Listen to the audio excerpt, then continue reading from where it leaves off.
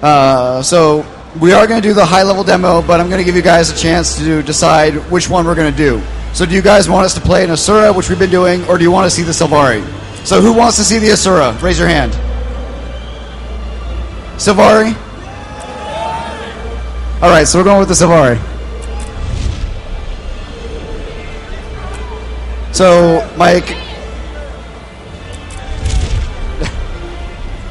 my compatriot backstage, Matthew Moore, is driving for us today, and let's see what profession he wants us to do. And it looks like we're going to be doing the thief.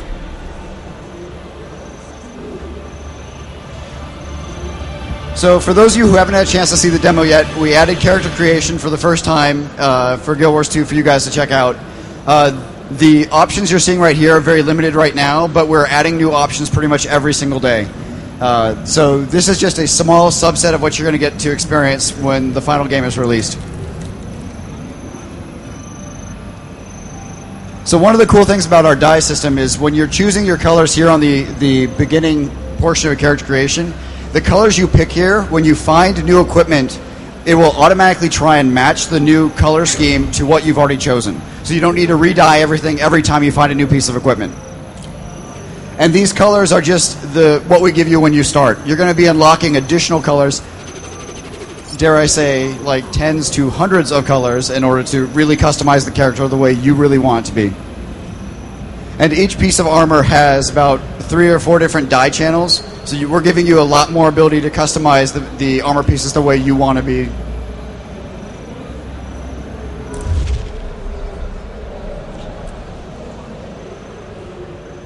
Alright, so a couple of things we brought from that's new to this year that we didn't have last year.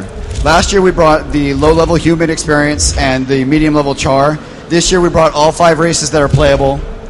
So here you're getting a chance to see that. We brought the human experience, the starting experience back, but this time we also have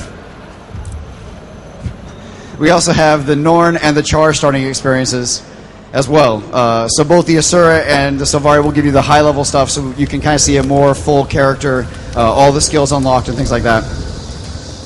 So Matthew has loaded in here to Sparkfly Fen, which is basically a map in the Asura and Sylvari area that is being attacked by the undead minions of Or. So Zaitan's risen up. Ask someone a question afterwards and give it away. Pay no mind to this. So Zaitan's risen up. He's corrupted. He's brought a lot of undead forces that are basically laying siege to this entire map.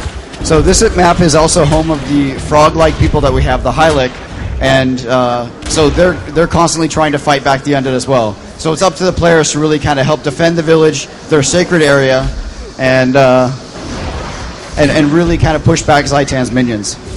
So now we'll take a look at what Matthew's doing. He's excitingly running up this hill for us. So one of the cool things about the Thief is that all of his abilities on his weapon slots, the 1 through 5 skills, have no recharge. But instead what they do is they use what's called initiative. The little white pips that are above the left-hand side of the bar is his initiative. Each ability is going to cost some amount, and there'll be a natural regen associated with it. So basically, if you're going in with a full bar, you can basically just spam a bunch of abilities and do a lot of damage really quick. And it looks like he's doing a double pistol setup right now, which basically allows him to use that number 3 skill, which is unload. So he can basically move and control where his position is and just unleash a ton of damage really quick at the monster. For those of you who aren't aware of Guild Wars 2, the number 6 skill is obviously the heal spell. Every class has their own heal. There's no dedicated healer for Guild Wars 2, and there's also no dedicated reser. So any player can go find an NPC, go find a player that's been downed or defeated, and they can res them up to get them back into the action.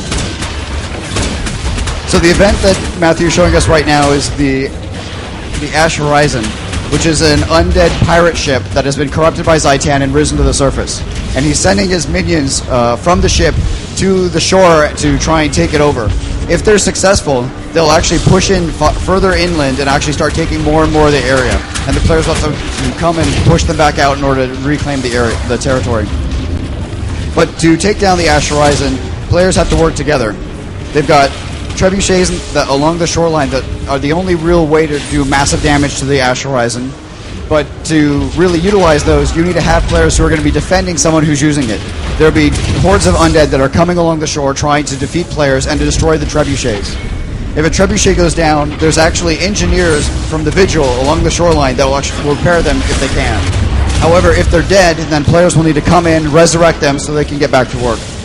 The other thing is we've added some cannons along the shoreline here as well in order to help beat back the undead.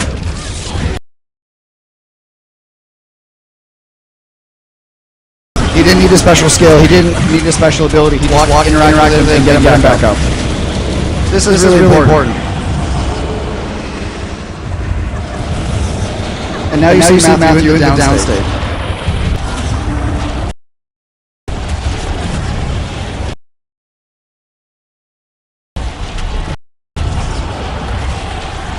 And it looks like we've got enough people playing from here on the show floor, plus Dev is back at the studio, and some friends as well who are helping us defeat the dragon here.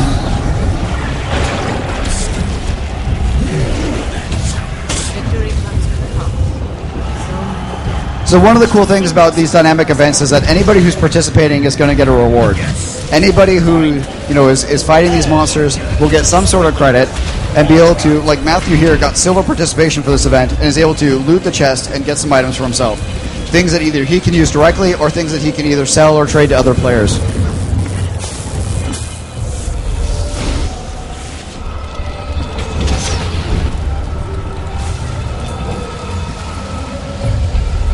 So this is just a little bit of taste about what you're seeing here at Gamescom.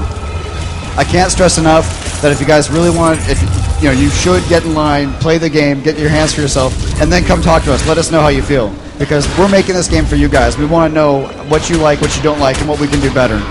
The other thing that's really important is that this year at Gamescom we revealed PvP for the first time. So at the ESL booth in the back, we've got 10 stations set up for competitive 5-on-5 PvP. These are really short matches, last about 15 minutes at most, and basically the line goes really quick. So if you want to try PvP, go get in line. Even if it's massive, it's going to go really fast.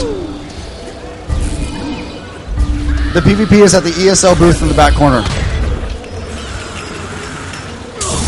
All right. Thank you, guys.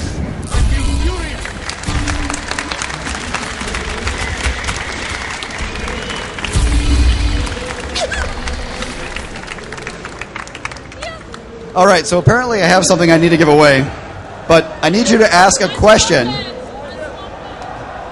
I need somebody to answer a question about what we just saw. Who can name what 2 types of damage turrets do on the Tequatl fight? Poison and lightning. Congratulations.